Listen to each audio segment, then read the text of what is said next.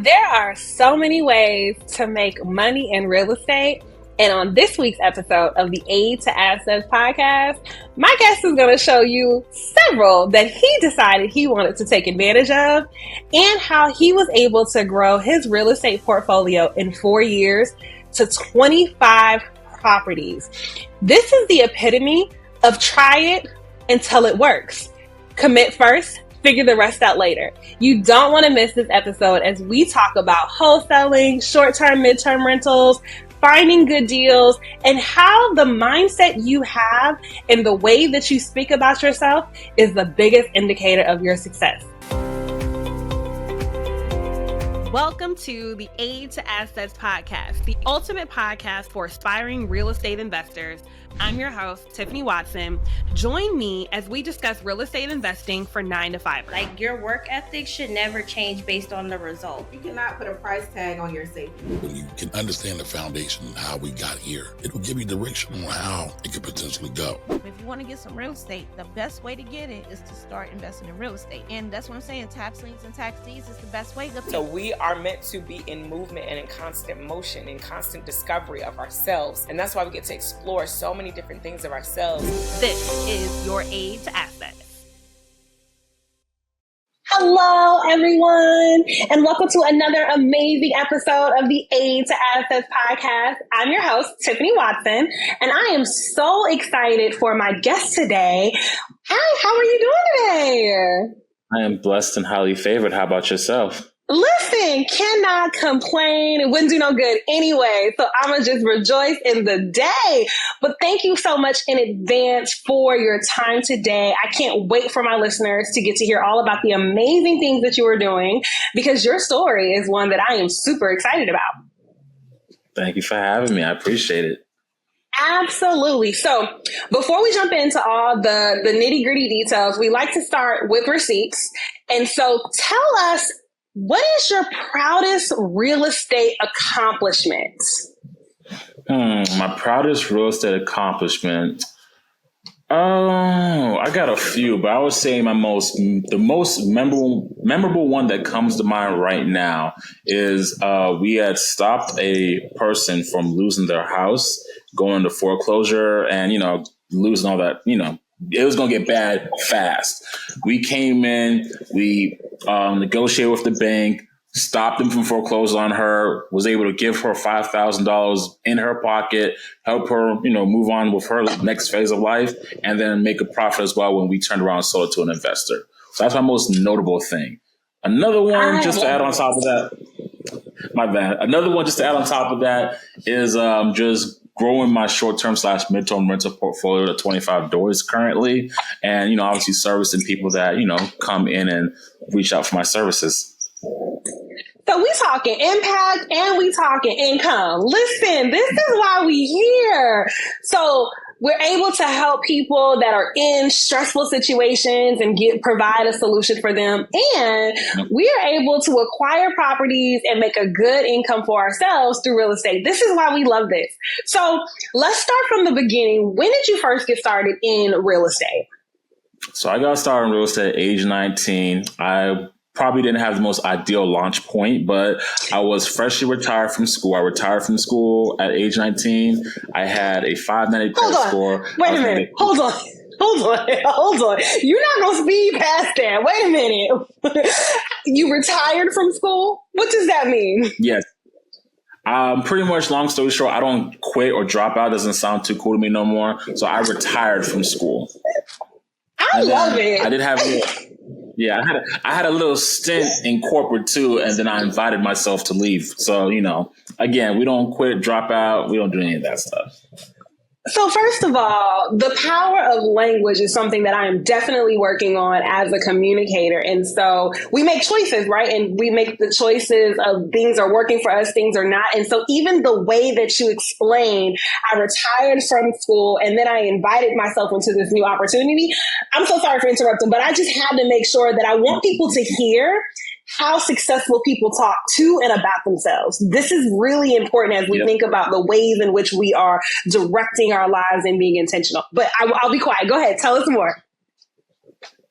So yeah, I retired from school in corporate, and I was age 19, 590 credit score, negative $50,000 in student loan and credit card debt, and I was constantly driving a 2002 Saturn Vue that I was constantly on F, and F still for faith, not full. So that was my starting point getting into real estate. So again, most ideal situation. Some people may have a better starting point. That's mine.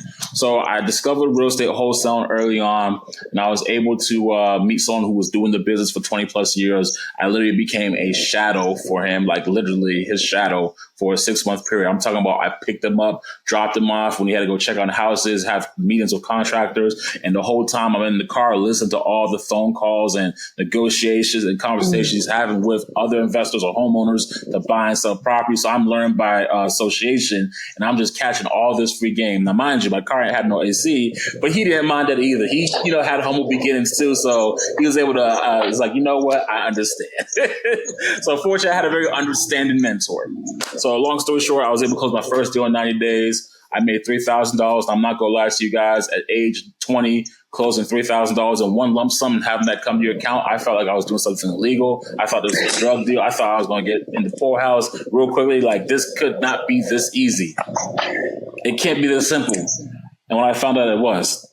So I ended up that year doing about 50K in wholesale fees. Next year I hit 6 figures, and I pulled myself out of student loan debt, credit card debt, and turned everything around to a 750 plus credit score. No more student loan bad debt, and just living life and added on from there. So I see already, I'm gonna have to slow you down in this conversation because what? Okay, so 19 years old, 590 credit score. Did I hear that right? Yeah. Yes. Mm-hmm. $50,000 in debt. Yep. And then fast forward 2 years and you hitting 6 figures in your own business. Yes, ma'am. Wow. Okay. So first things first, where did we find this mentor? So it's funny. I went to one of those like real estate weekend not webinars or workshops where, you go attend a free workshop for a weekend and they have like a 30, 40K pitch at the end of it. So a group of students, chose to go forward in that pitch route. And I actually met my mentor there. And he was like, man, these people ain't really going to talk about showing you how to really do real estate. And I'm like, so what you want? I was like, well, you got solutions? Like, yeah, I actually do the business. Here's my business card. Come to my event on Thursday. I'm thinking, okay, it's going to be another one, and we'll go from there. So I take his card. I end up going to the event, and they had a $397 price point, much better than 40K. But again, even though it's a $397 price point, I'm still broke, busted, and disgusted at the time, and every dollar counts. So I still was like, I got to do my research, and I got to see if he really about it. I shadowed him for a week. He allowed me to, watch him do business and conduct it. And I'm over here like, okay, I'm sold. Next week, joined it, and then I was off to the races. Wow. So what was it about real estate in the first place that attracted you? Hey y'all, Tiffany here. Are you looking to purchase or sell real estate? As you know, I'm your aid to assets, and I want to help you with all of your real estate endeavors. Whether you're local here like me in the Fayetteville, North Carolina area, I can then help you purchase or sell your next property. If you're looking to purchase or sell outside of North Carolina, let me know too. I can still help you. I have a team of agents all over the country that I can connect you with to partner on your next deal. Let's get to the closing table, y'all. We buy our way to wealth, whether that's buying right or selling better. Can't wait to hear from you. Click on the link in the bio if you want more information on how to personally work with me or an agent on my team. Talk to you soon.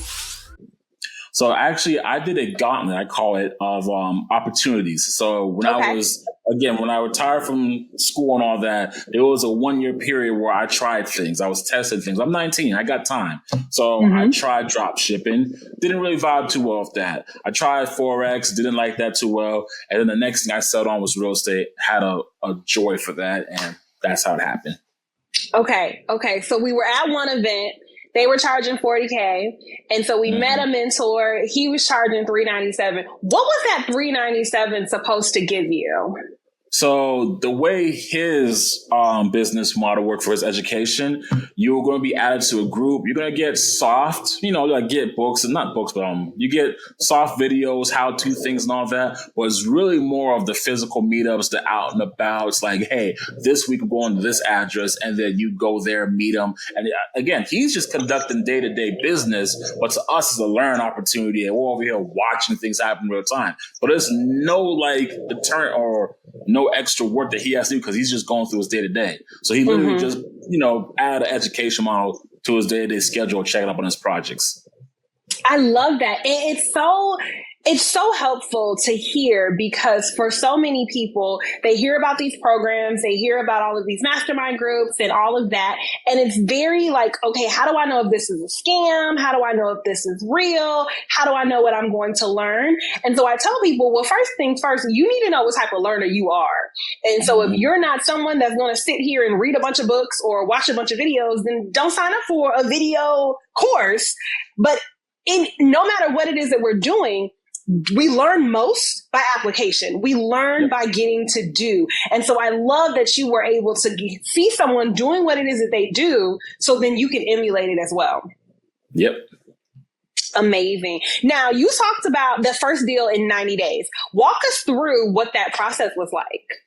So back in the day, I started off my real estate wholesaling endeavors doing what's called bandit signs. So those we buy houses signs that you see on the side of the road or maybe on a highway post, what have you. I took it to the next level. I was getting bandit signs and I created a little staple gun because I know the city would be taking down my post signs. So I made a little staple gun that was like an extra 3 feet of reach. And then I will staple it like 10 feet in the air. So no one's taking it down. That's forever there. You would have to literally get in a car or stand on a truck and then get a stick to knock this thing over. So that was one thing I did to separate myself. The next thing I did was I put bandit signs on vacant properties that I wanted to get because for some reason no one was able to find these homeowners, but they're, the property's out in bad conditions, not being upkept. So I throw it on their front door, on their front window, and they would call me up, cussing me up. I'm like, well, since you're the owner of the property, what you gonna do? You gonna sell? You want what's the plan? I wouldn't put my sign here if it wasn't upkept. Facts. So that was some of the unorthodox things I did in that marketing method. And then obviously after doing that for about 90 days of consistent, I would say 3 days of the week, I was putting up bandit signs. For doing that in a consistent interval of 3 weeks for 90 days or three days of the week for 90 days, I was able to get my first seller. He called me. He was like, hey, and I'll never forget his name, Mr. Reed Stewart, Australian guy. He talked like, oh, hey, bloke, how's it going? All that. He was like, hey, I seen your sign on my house. I'm like, yes. I thought he was going to cuss me out. He said, I have a question for you. Do you really buy and sell houses? Now, me being brand spanking new in the business, not closed a deal a day in my life, 20 years old, he asked me that question. What do you think I said? I was like, of course. Yeah, I buy and sell houses all the time. Yeah, what's up? He was like, awesome. Well, I have 5 properties that I'm looking to offload right now. I said, oh, shit. Hold on. I had set up straight for this phone call. I was probably like cool, calm, collected. When he said 5 houses, I sat up straight. I'm like, okay. He's like, yeah, I got 5 I want to sell. But these are the first ones I want to get rid of immediately. Would you be able to help? I was like, of course, send me the address. He sends me the address, and he tells me I want $17K or $18K a pop for the homes. I'm like, okay, bet. So I went back to my mentor. I was like, hey, man, I got this house. He wants $18K. What can you do? Blah, blah, blah. He's like, well, put it on the contract. I'm like, okay, sure, no problem. How do I put it on the contract? He's like, you get a piece of paper, you email it to him, you put on the contract, you sign your interest. I'm like, okay, all right, I'm gonna do that. So me, because I like to be over prepared, I had taken the time to prepare the contract, but I also took the time to write on a separate piece of paper all the possible objections he could say to me and the reason. So that way, if he said, oh, I won't do it because the price, so I have the immediate rebuttal written out. So I can be like, boom, because I was worried. Like, this is my first deal. This is a big fish. He's got 5 homes. You big fish to me. So I'm like, okay, I got it all written down. I practiced it. I rehearsed it. I was like, all right, let's do it. So I called him back. I'm like, hey, Mr. Reed, how you doing tonight? He's like, doing good, man. So what'd you think? I'm like, yeah, so I took some time to check out the houses. And, for this one house that you want to get rid of ASAP, I'm not going to be able to do it for $18,000, but I can do it for $15,000. What do you say?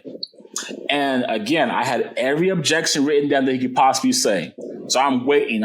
He's like, sure, let's do it. I'm like, okay. And the reason I'm going to do it, I'm like, wait, what? He said, yes. I had every objection written down, but not yes. What if he said yes? So I'm over here like, oh. So I'm fumbling, stumbling. I'm like, he's like, did you hear me? I'm like, yeah. Okay, that's awesome. So I'm going to send this contract over to you right now, and we're going to get this handled. He's like, okay, here's my email. I'm like, awesome. I'm sending this to you momentarily.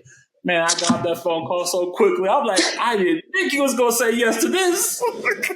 Now, I have to ask. Wait a minute. I have to ask because I feel like I can hear my listeners saying, Tiffany, where can he possibly have found a property that someone was willing to sell for $15,000? So for context, can you let us know what year this was and the city it was in? Sure. This was in Atlanta, Georgia, and this was back in 2016. And this was in the Oakland City community, back when houses was really bad, low values. So nobody was even paying attention to that side of town. Mm-hmm. So again, I offered $15,000 for that house. He said yes to it. I put it on a contract, and then I assigned it to my mentor for $18,000. So I'm over here like, oh. So, and this is, again, it's all stories and how this whole thing happened. I remember this like it was yesterday. So I got the house on the contract with $15,000. My mentor has a weekly real estate meetup every Thursday evening. So I went to meet up that Thursday evening.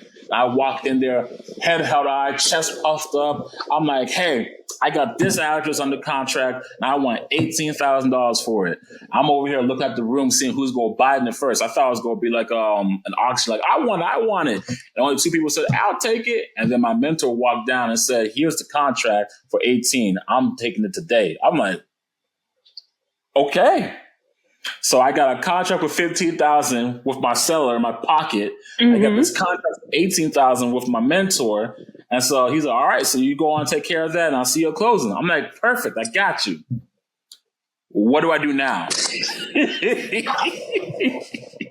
He's like, what do you mean, what do you do? He's like, I'm buying the house. Go on, bring it to an attorney. I'm like, attorney, I got you. I don't know no attorneys. He's like, is this your first deal? I'm like, yes. I'm like, you should. He's like, because again, I was consistently working, so he thought I took things off and ran, but I was just doing the work. I wasn't really asking questions until I actually had the result in hand. That's when everything started. What do I do now? Mm-hmm. So he gives me an attorney to go close it with. I bring both contracts to the attorney. They say, okay, we'll get it taken care of in about a week or 2 weeks' time after the title comes in. Blase. Go on and find another one. I'm like, bet. Big lesson. Always, once you got one in hand, go focus on the next one. If title issues and things come up, that's good, but start building out your pipeline, because after I closed this first deal, I already had deals 2 and 3 lined up. Yes. So we going, 2 weeks go by. I get the call. They're like, okay, Mr. Allen, the deal is closed. Come by, and how would you like to receive your funds? Now, mind you, let me add some context. Remember, I'm 20 years old. Mm-hmm. I was retired from school. I'm retired from college. I have 590 credit score, and I have $50,000 in student loan and credit card debt. So I get a random phone call on a Tuesday morning at 10 a.m. Who do you think I think is calling me? I guarantee it's not a closing attorney. At all. I think it's another bill collector. I'm like, y'all done changed up the numbers on me. But by blind faith, I answered the call. I was like, hello? And they're like, hey, this is such and such with such and such LLC. I'm like, another bill collector. We just want to let you know that your deal is closed. How would you like to receive your funds? I'm like, wait, what? Yes, how would you like to receive your funds? This is Errol with LLC Property, right? I'm like, yeah, this is. He's like, so how would you like to receive your funds? I'm like, can I do a check? He's like, yeah, we'll have a check ready for you at the office. I'm like, okay, where's your office located? Hour away. I'm like, perfect. I'll be there in 30 minutes. I zoomed down that highway. Listen, it's a blessing I didn't go to jail that day because I broke every law. I was zooming just to see if this is real. Like, no one ever called me saying they got money for me. Right, So, right. I walk into the office, and again, 20 years old, remember this. I walk into the closed attorney's office looking like LeBron James warming up for a basketball game, joggers and all. So the whole office is suited and booted, and they're looking at me like, who's this young buck kid? What's he here for? I walk in there, I walk to the front desk. The front desk lady looked at me. She's like, how can I help you? Like, literally about to call security on me if I said the wrong answer. I'm like, I'm Errol with LLC Property here to get a check. He's like, oh, you're Mr. Allen. Because no one's never seen my face before. You've only talked to me at this point. Okay, one moment while we get your check. I'm like, okay, cool. They go to the back, and I'm kind of watching to see if they like going back there to really get security on me. So I got like a beeline to the door. I can get a jump start. But they really went. She opened a file cabinet. I'm watching her do the whole thing. And she got the check, and she walked back up. And he's like, here you go, and congratulations. I was like, thank you. I took the envelope. I walked over. I'll never forget this part. I opened up the elevator, and I walked in the elevator, and it just had to be another gentleman in the elevator with me. I had a I just felt weak moment.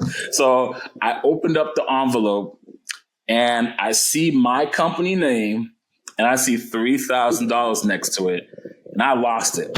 I was hyperventilating the whole thing. Dude in the elevator is looking at me like, you good, bro? I'm like, I need a moment. Don't talk to me.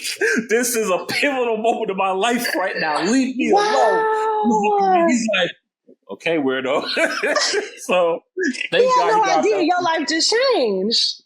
Yeah, so I opened up the check. I swear I got in the first bank I could get to. I went to Bank of America, I zoomed it down there, I deposited a check, and guess what happens now? I can't remember.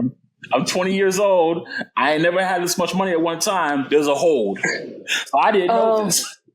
So I had to pass the account, and I immediately opened my Bank of America app. I literally walked up the front door, and I opened my app, and I saw that there was no money in there. I'm like, oh, I done been scammed. I done been bamboozled. So I'm like, I knew it was a scam. This was too good to be true. I couldn't make the money that easily. Fast forward one day, I see the money reflect in my account, $3,000 more. And at that point in mind, something clicked in my head, and I was like, yo, this is legit. It was that simple. I can do this. And I went crazy after that. And I do mean crazy. That's when deal 2 happened 2 weeks later. Deal 3 probably happened another week or 2 weeks after that. And I was just on a running spree because I was like, this is it. I can do this. Wow. There's so much here that I want to make sure listeners don't miss. One, I love the fact that you even remember it was a Tuesday morning. Like you just knew this was a moment that was going to change your life. Yep. And you mentioned, though, and I want to make sure we draw attention to this, that the area in which you were finding these houses. Now, the first one you mentioned, it was a distressed property. Clearly, you said there was no one checking for this neighborhood. There were a lot of built properties that needed a lot of work. Was that also where properties 2 and 3 and that was as well? Hi, my name is Tiffany Watson, and I am your local neighborhood expert. Born and raised right here in Fayetteville, North Carolina, I'm very familiar with today's current market to help you best sell your home. Whether you are trying to decide what repairs you may need to make, what you should list your home to get the best profit, or how to negotiate with buyers once you promote your property, I am here to be your trusted confidant through every step of the trade. Fill out the information form below, and I'll be happy to give you a call to talk with you about the home selling process. I can't wait to serve you. Looking forward to seeing you at the closing table. Property 3 was there. Property 2 was not. So property, and actually I remember the addresses. This is how vividly I remember this. 1170 Wilmington Avenue. If you check the records, you'll see me there. That was my first wholesale deal. Okay, I love it. I don't remember deals 2 and 3's addresses, but I remember number 1. You always remember your first. I love it. Okay. Yes, but were all of them distressed properties too? Yes, it was all distressed properties. And so that's the great thing about this, because two things. One, people are always trying to figure out, well, how can I make money in real estate? It's so expensive. How can I get into the game? But oftentimes we are looking at on-market properties that are turnkey, move-in ready. It's HGTV has sold us a dream. That is not the moneymaker. That is going to kill all of your money because you want something that everyone is going to be looking for. But then also we're able to revitalize these areas if we're going to be either selling to someone that's going to make them better, or if we're going to do the work ourselves. This is how we're able to find cheap properties, by looking at properties that people are no longer caring for. Mm-hmm. I love it. Okay. So how did we get from wholesaling and not knowing a clue what we're doing, but we're going to build this while we figure, we're going to build this bridge. I like to say we build a bridge while we're crossing it. Yep. To scaling to a whole portfolio of short-term and mid-term rentals. Was it 25? Did I hear 25 right? Right, yeah. How did we get there? So there's a lot of nuances in the story, but I'll give you the long story short up until that point. So I started off with the wholesaling. Obviously, I got really good at that. Then I added fix and flip to my belt. I started actually fixing up some of the wholesale deals I found and then turn around and listed it. So I saw that and learned that sector of the business. And then fast forward to year 5 in the business, I started saying to myself, listen, I'm making all these other people rich, giving off all this wealth because I'm the deal finder. It all comes through me first, then whatever happens after that. I'm like, it's time for me to start holding some of these properties. So I didn't hold my first property until I came to this realization with my primary residence that I was living at the time. So at the time, when I was wholesaling, it was me and my business partner. We lived in a 2-bedroom townhouse together, and we split the rent. Rent was like $1,000 at the time. Then my videographer, who helped me with my real estate content, he reached out to me one day and said, hey, man, I'm looking to move closer to Atlanta, and I just need a spot to stay at. I know you guys got a spot in Atlanta, and I know you don't have an extra room, but if you give me like the couch and the family room, I'll be good. I was like, really? He's like, yeah. So we ended up letting him stay in our family room, and he paid an extra $500 a month. So now, again, my rent is $1,000 a month. My boy's paying $500. My business partner's paying another $500. I don't have to pay nothing now. So I'm like, that's interesting. So then the light bulb went off in my head. And at the time, I didn't know what I was doing, but I was unknowingly doing what's called house hacking at the time. So a light bulb went off in my head. I was like, wow, if I can make this kind of money in a property that, I stay in, that I'm renting from a landlord, maybe I can buy a house with a mortgage and then do the same concept and make even more money because the mortgage would be much less than rent. So I did that. I bought a 3-story townhouse. I rented out the rooms and things were going crazy. The mortgage is like $1,500 a month, and the rental income is like $2,800 a month.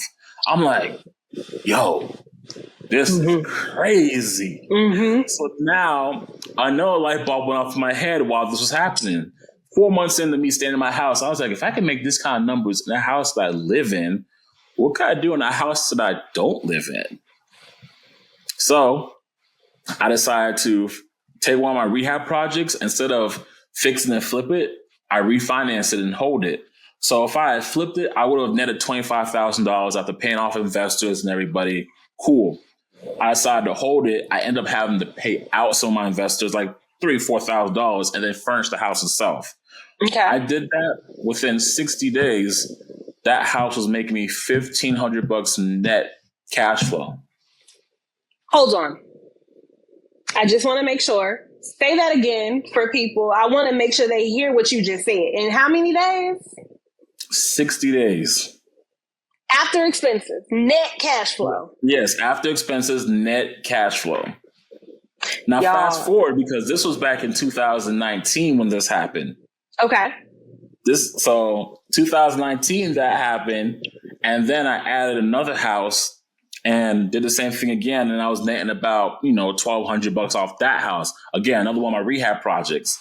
Then property values shot up significantly over that 2020 to 2021 period.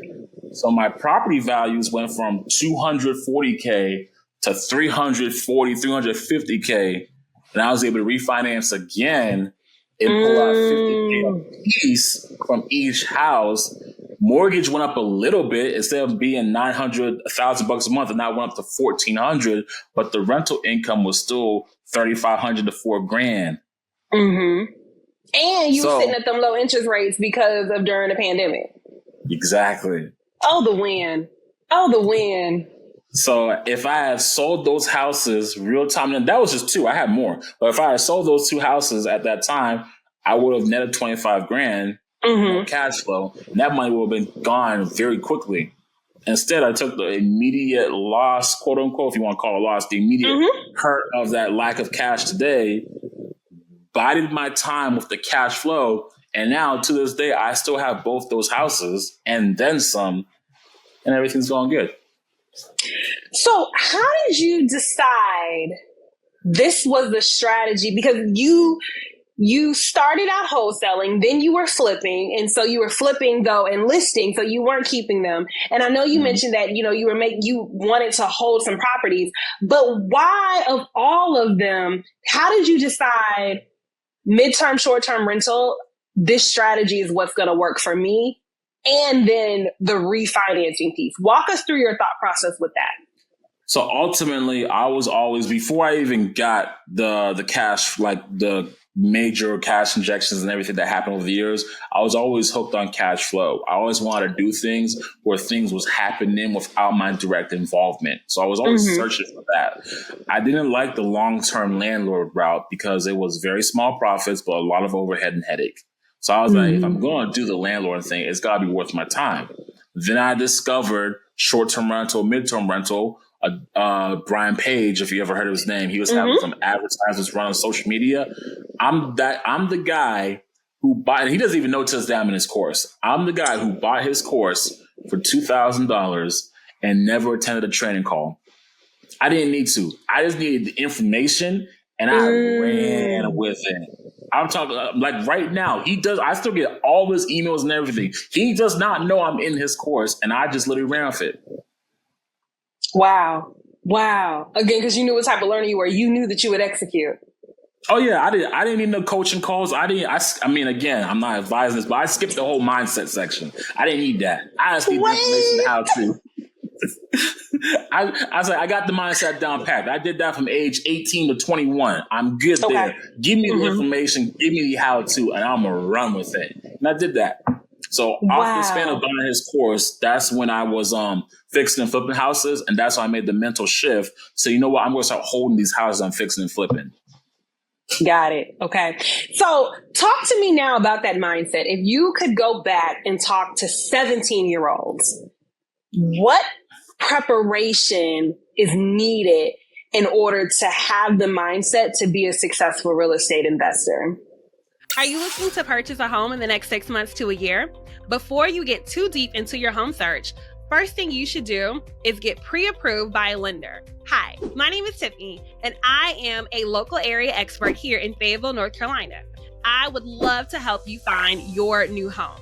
First things first, I can connect you with preferred lenders that can tell you how much home you can afford and what programs you qualify for, so less money is coming out of your pocket. Even if you're not in the North Carolina area, I can still connect you to a lender that can help you and then connect you to a realtor that will get you into your new home. Hit the link in my bio, or you can send me a message today so we can set up a time to talk about your home goals. Can't wait to see you at the closing table.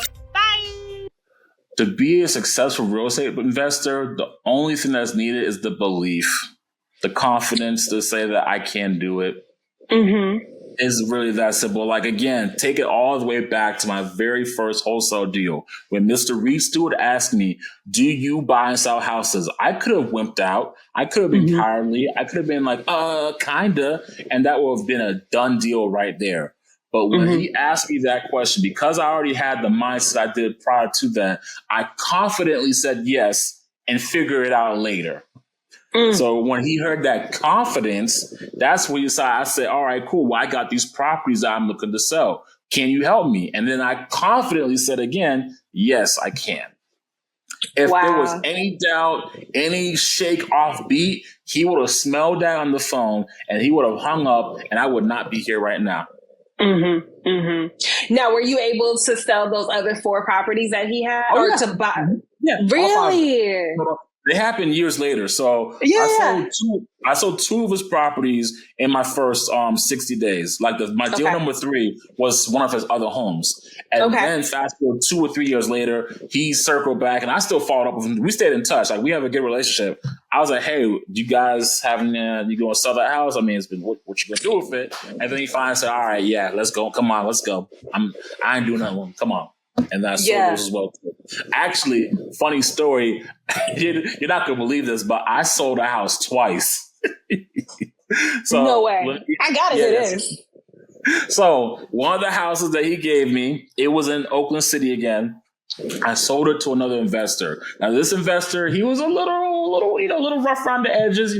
He paid to add context. He paid earnest money cash. So he was like, here's $2,500 cash for the house. So, bought the house, no problem. Fast forward 2 years later, he ain't did nothing with the house. So he circles back with me. He was like, hey man, I don't really got no plans for this house. You think you can help me out by selling it? I just want to, make a little bit more on top of what I paid for. So when I first sold him that house, I had the house under contract for $20,000. I sold it to him for $34,000. That was probably back in like 2017, 18, right? Then fast forward 2020, he hits me up again saying, yo, I want to liquidate this house. What can we do? He gives me the house for, I think like $60,000 because at the time values went up and that was justified. He gave me $60,000. I turned around and sold that house for $90,000. No. Now, I double closed this one. I can't let my man see that one. I'm like, listen, everything's open, honest, transparent, except for this HUD. I'm a double close this. That's amazing. And it also speaks to the power of relationships, right? Because this is definitely a relationships-driven business. Someone that you did one deal with, you never know how this can be in the future. There may be an opportunity for you to do another deal with them. And so treating people well, making sure that you're doing good business and you can have repeat customers, which makes life so much easier. Yep. I love it. Now, you mentioned the landlord. Are you still self-managing all of your properties? Yes. Okay, so talk to us about that, because that is one of the biggest fears that a lot of people that I talk with, they have when they think about becoming an investor and buying and holding, whether it's long-term tenants, whether it's mid-term tenants, they are just very terrified of having to be a landlord. Talk to us about how you are able to navigate that. So for starters, it's really having your team and your processes down. The same amount of work it takes to manage 3 homes is going to take to manage 20, and I guarantee to manage 25, 30. It's the same amount of work. It's the same process, same principle, same check-in, same check-out, same cleaning. Like everything's all the same. It's a matter of having everything airtight, having systems in place to make sure you can track and document everything accordingly. So when I first started, I did not have that. So when I first started, I was over here texting cleaners, hey, this guest is going to check out this day. Now I have a whole CRM where the cleaners can see themselves that the guests are checking out, and I don't have to say nothing to them. When I first started off, I was messaging guests, here's the check-in instructions, access instructions. Now I have a message sequence that does all that automatically for me and updates and change codes and things accordingly for each respective listing. So I don't have to do that no more. When I first started off, I always asked my cleaners, hey, can you send me photos and make sure that everything's good and blah, blah. Now in my CRM, I have, before you can mark this cleaning completed, upload your photos. So now I have all the guesswork, all the nuances automated, handled. All I have to do is just overlook, check, make sure everything's good. And of course, if there was an issue that happens, assign a maintenance guy, and that's a simple text message. I love it. So, okay, so the CRM, what CRM system are you using? I use Guesty. Okay, got it. And then what process or system do you use to automate your messaging? So it's also in Guesty. So Guesty is like pretty much an all-in-one build CRM for people who are looking to manage properties, whether it be short-term, mid-term, long-term, what have you. Okay, got it. Very, very cool. So what's one piece of advice that you would give someone who is trying to figure out how they can get started in real estate investing?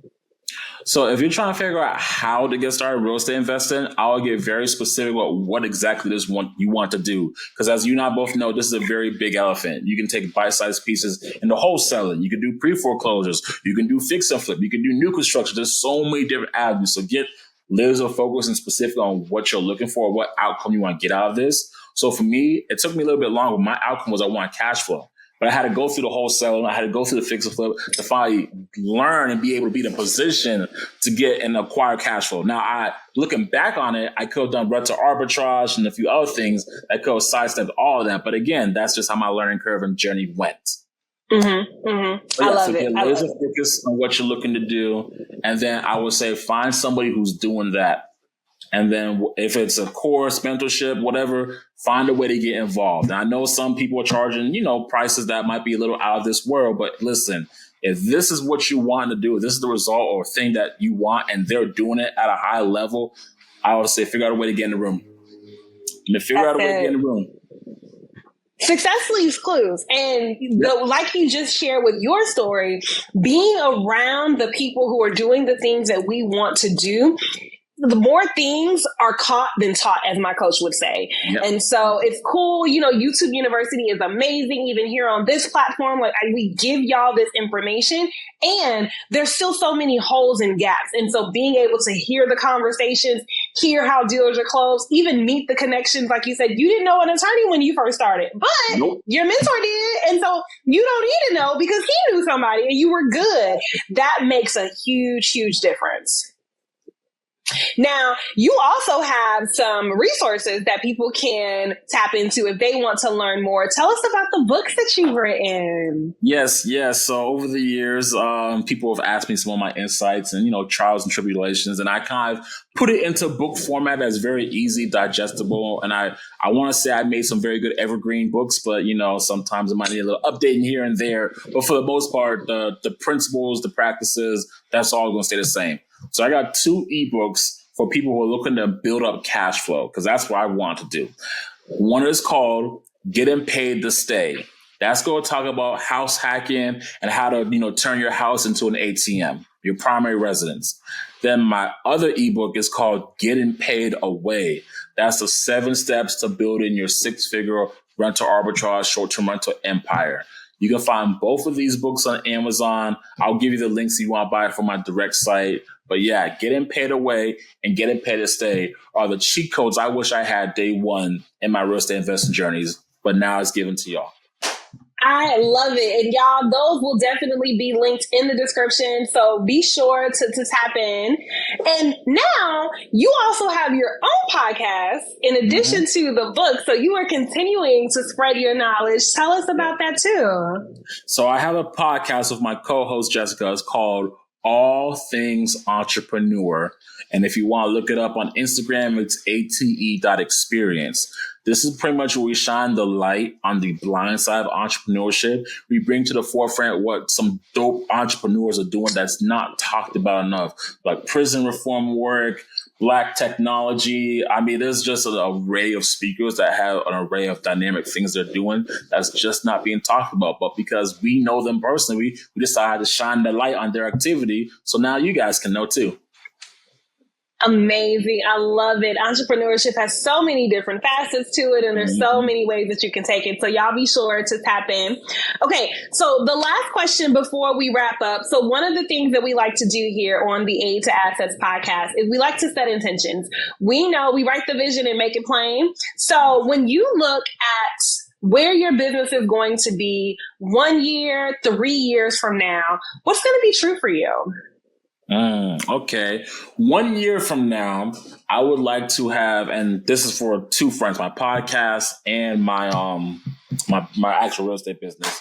Okay. 1 year from now, I'd like to double the size of my portfolio. So I'm at 25 doors right now. I want to be at 50. It took me 4 years to be in the space to get to 25. Let's see if I can make it in a quarter of the time. In the podcast space, I want to be able to acquire brand deals. I want to be able to hit a certain metric when it comes to my YouTube videos and stuff like that. Mm-hmm. And I would say to be specific, because it's funny, we had to talk about this, me and my co-host, beginning of the year. We made a goal to hit 100 videos and 1,000 subscribers. That was the beginning of this year. We're in July, and we hit that goal last month. Yes, come on. So we're That's happy about that. amazing. We're ecstatic about it. But at the same breath, it's like, dang, we thought too small. Time to set some new goals. Yep. So, like we thought that was a big goal, but when consistent action, showing up day in, day out, and the results is literally like carried, like literally I don't want to get too specific, but the traction that we had from month 1 to 5, it was little incremental, but then month 5 to 7 now shot through the roof. It just shot through the roof. So I'm just like, dang. I love but it. It was because of all the groundwork we did months 1 through 5 to add for 5 to 6 to happen, 5, 6 to 7. For sure.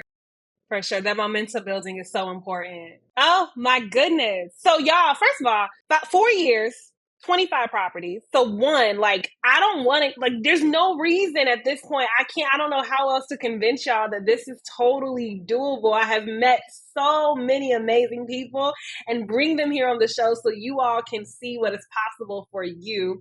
25 properties in 4 years. And then we're going to double that in a year. How dope is that? I can't wait. You got to come back in a year, and after you tell us that you're not at 50, you were like at 65, 70 or something, we got to come back and run this back, and so you can tell us how you did it. I will happily share the story. I love it. Well, thank you so much for your time today. Tell the people where they can find you on social media and how they can tap in with you. So if you guys want to tap in with me, you can go to Instagram and look up my Instagram handle. It's at Errol, Errol J Allen. If you guys can see the screen, it's actually my user handle right there. And then again, if you want to tap into the podcast, I'm putting a lot of time, energy, and effort into that right now as we build that out.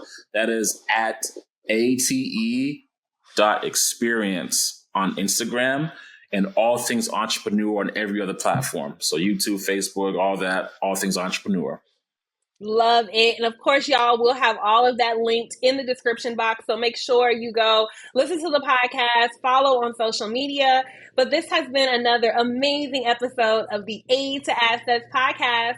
Can't wait to see you at the closing table. Bye. Thank you for tuning in to another insightful episode of A to Assets. Remember, your journey from 9 to 5er to successful real estate investor is within reach. Keep learning, keep growing, and keep investing in your future. If you'd like to know more, connect with me on Instagram at A to Assets. Don't forget to subscribe, rate, and leave a review. Until next time, happy investing.